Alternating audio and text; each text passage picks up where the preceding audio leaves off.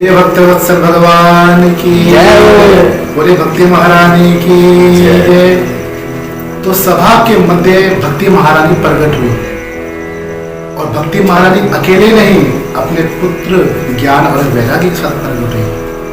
और जब ज्ञान वैरागी के साथ भक्ति महारानी प्रकट हुई तो सभी सभा के मध्य, सभी साधु संतों के मध्य, सभी जितने श्रोता वहां उपस्थित थे सनकादि ऋषियों सहित भक्ति महारानी अपने पुत्र ज्ञान और वैराग्य के साथ प्रकट हुई।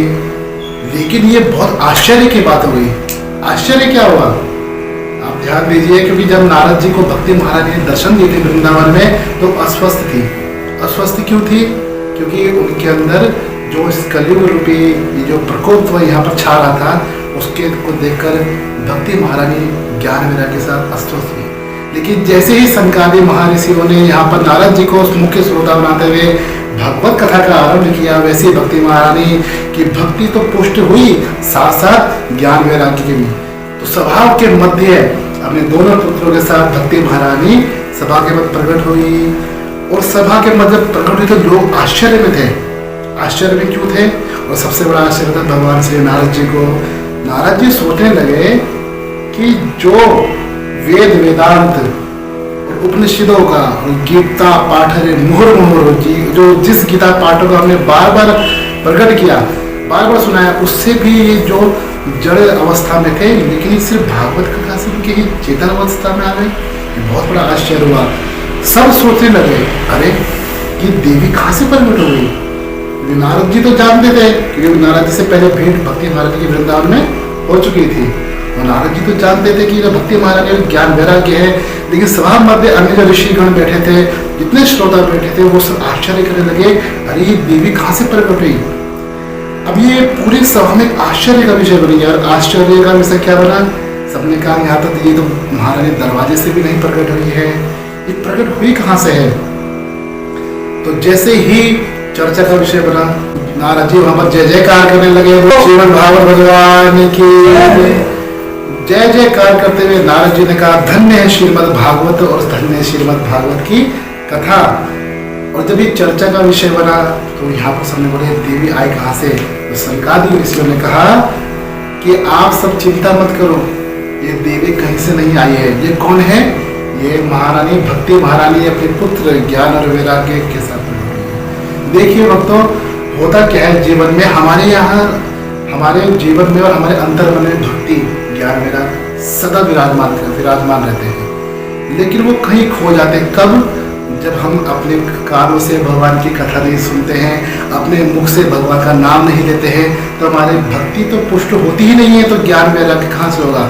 लेकिन आज जब सनकादि ऋषियों ने यहाँ पर भागवत जी कथा करी है तो वहीं पर देवी भक्ति ज्ञान वैराग्य के साथ प्रकट हुई।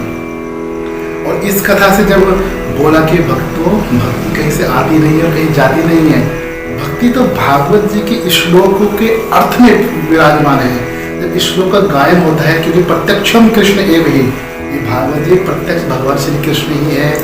और जब भागवत कथा से ही जब भक्ति प्रकट हुई है तो भक्ति महारानी ने सनकादि ऋषि आदि से कहा कि प्रभु आपने सबको तो बैठने का उचित स्थान दे दिया है, लेकिन हमारे लिए स्थान कहाँ है?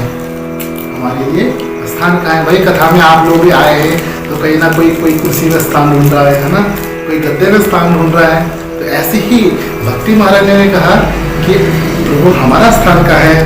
तो सनकादि ऋषियों ने कहा भक्ति महारानी जी आप सदा वैष्णवों के हृदय में विराजमान रहिए, आप सदा प्रभु के भक्त जो है उनके हृदय में विराजमान रहिए। देखिए यहाँ एक प्रश्न आता है कि वैष्णव कौन है? तो वैष्णव ये मत सोचिए कि जो टीका लगाता है, जो तुलसी धारण करता है वही वैष्णव है, नहीं। सबसे पहले वैष्णव का कारुणिक हृदय होना चाहिए, उसके मन में दया होनी चाहिए। प्रभु का निरंतर भजन करने वाला भजनानंद ही वैष्णव कहलाता है।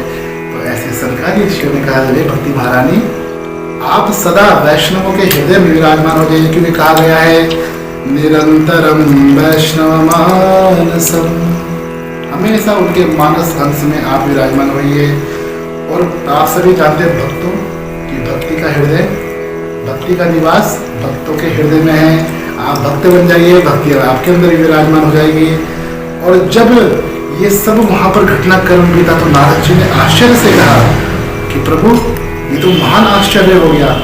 वेद वेदांत उपनिषद गीता के उद्घोष से भी जो वेद जो ये ज्ञान वैराग अस्वस्थ थे, जड़ अवस्था में थे, और यहाँ भागवत जी के सिर्फ महात्म्य के, देखिए पूरी कथा की भी बात नहीं की, आप नोट कीजिएगा, पूरी कथा नहीं कही, सिर्फ महात्म्य का, महात्म्य के श्लोक सुनने से भक्ति ज्ञान वैराग्य पुष्ट होकर स्वस्थ होकर चेतन अवस्था में यहाँ कर आए हैं। आए ऐसे नहीं है, नृत्य करते हुए आए हैं, थिरकते हुए पूरी सभा के मध्य पधारे हैं। तो महाराज तो नारद जी ने कहा है, सनकादिक ऋषि कहते हैं कि प्रभु ये तो आश्चर्य है, ये तो आश्चर्य है पुण्य आत्माओं का। अब मुझे कृपा करके आप एक बात और बताइए। नारद जी कहते हैं सनकादिक ऋषियों से कि प्रभु कि भागवत सुनने से कैसे कैसे पापियों का उद्धार होता है। अब देखिए नारद जी ने ये प्रश्न किया है, एक के लिए नहीं, यहाँ कहा गया है विशेष है कि कैसे कैसे। भाई पापियों की तो श्रेणी होती है ना, कोई पापी होता है, कोई अधम पापी होता है, कोई होता है महापापी। तो ऐसे बोला कि कैसे कैसे पापियों की, ऐसे नहीं बोला पापियों के, क्योंकि पापी तो कई प्रकार के हैं, है ना। तो ऐसे बोला कि कैसे कैसे पापियों की मुक्ति भागवत जी से होती है।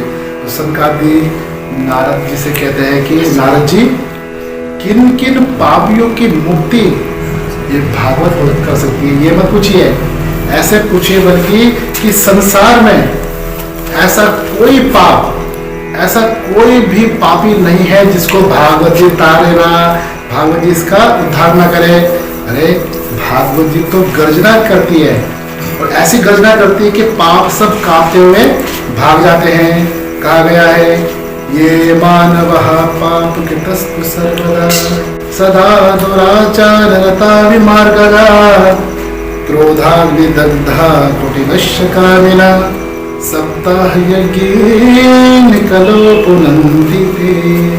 उद्घोष कर रही है भागवत क्या, ये मानवा पाप कृतस्तु सर्वदा, जो मानव आज नहीं कल नहीं सदा पाप कर्म में रत रहता है, सदा मतलब निरंतर पाप कर्म में रत रहता है, सदा दुराचार रता विमार्गा, जिसने जीवन में हमेशा दुराचार को ही अपनाया है, कभी ही सद्मार्ग का अनुसरण नहीं किया है, हमेशा कुमार्ग में गया है।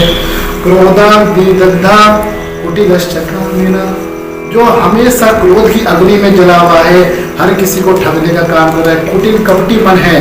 और इतना कंडीशन होते हुए क्या कह रहे हैं, सप्ताह यज्ञेन कलो पुनन्ति ते, सप्ताह के यज्ञ मात्र से, सुनने मात्र से वो इतने बड़ा जो पापी है वो भी तर सकता है। तो बोलिए श्रीमद् भागवत भगवान की जय।